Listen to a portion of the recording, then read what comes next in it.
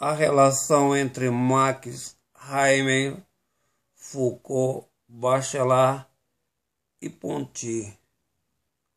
Artigo escrito pelo professor Edgar Dias de Vasconcelos.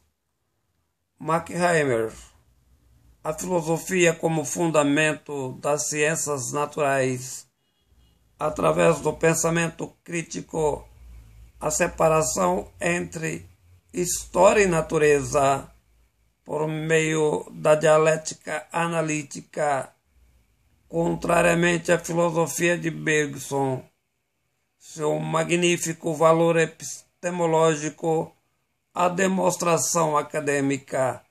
A objetividade encontra-se no objeto, de algum modo não provém do sujeito, sendo que pensa e observa o objeto. Então a estrutura desses objetos não poderiam serem compreendidas por um sujeito exterior, o que de certo modo é um absurdo. Qual seria a finalidade do racionalismo? A diversidade dos métodos.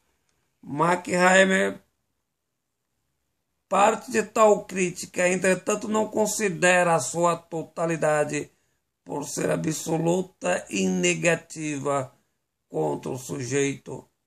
O que poderia ser o objeto sem a razão, sendo que a mesma é responsável pela construção do objeto? Não existe, de certa forma, o referido sem o sujeito. Entretanto, a sua visão supera o entendimento da história na perspectiva da totalidade. Não é possível a compreensão da globalidade. Elimina em parte as dialéticas de Hegel e Marx, sendo que o primeiro em sua totalidade, o segundo na particularidade. Não é possível conhecimento absoluto. A perda da noção do total acarretou para a escola de Frankfurt a ideia da história fragmentária, o que significa que a mesma está em destruição, vive o seu momento de decomposição. Desse modo, não existe mais a experiência entre a razão e a realidade. De alguma forma, o objeto não é compreensível para as estruturas cognitivas do sujeito.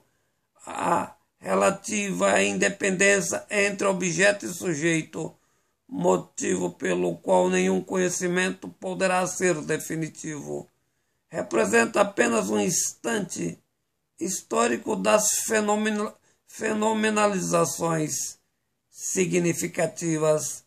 É nessa perspectiva que Bachelard entende o conhecimento científico como aproximação, influência direta de Frankfurt. Foucault nega também a história como conhecimento absoluto, conhece apenas o fragmento. Ponty, o conhecimento fenomenológico como significação relativa do tempo. Frankfurt, de fundamental importância para a fenomenologia como instrumento de análise para o mundo das significações representativas, de uma relação parcialmente dialética entre sujeito e objeto. Do mesmo modo, a epistemologia como instrumento filosófico aplicado às ciências naturais.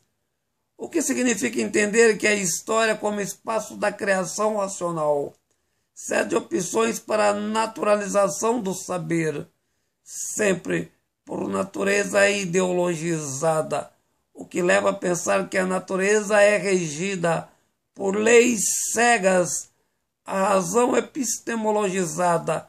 O que é então o saber fenomenológico para os autores citados, a não ser uma representação de fragmentos do tempo histórico? Do mesmo modo, em parte, a epistemologia indutiva, aplicada como fundamento das ciências naturais. O que significa o saber composto também por aspectos irracionais, motivo pelos quais nos campos distintos não existem o conhecimento objetivo em nenhum dos mundos racionais. Horkheimer conclui que não há ação consciente humana. O que existe, ou melhor, a não existência do sujeito autônomo consciente. O homem é sempre objeto do mundo natural. Do mesmo modo ideológico, de alguma forma não faz a história, entretanto, é vítima da efetivação da mesma. A pergunta fundamental, como o desejo de representar, do modo pensado por Schopenhauer, se o entendimento do sujeito fenomenológico é em parte um equívoco do tempo histórico, da mesma forma Ponty, o tempo histórico não representa a história, as significações são determinadas por insignificações. Foucault, como entender o objeto em análise, quando o mesmo é fruto da irracionalidade fragmentada? Para Bachelard, entender os procedimentos científicos, quando o sujeito consegue apenas refletir a aproximação do saber. A ideia do método de redução fenomenológica em Russell, a sua teoria da intencionalidade, como se aplica tal procedimento na perspectiva da consciência limitada e não autônoma. O saber é a mais absoluta não consciência da análise. Desse modo, o mundo significativo, apenas uma representação parcial, não consciente. As metodologias estão em ruínas. Como então fazer o seu uso científico? Artigo escrito pelo professor Edgar Dias de Vasconcelos.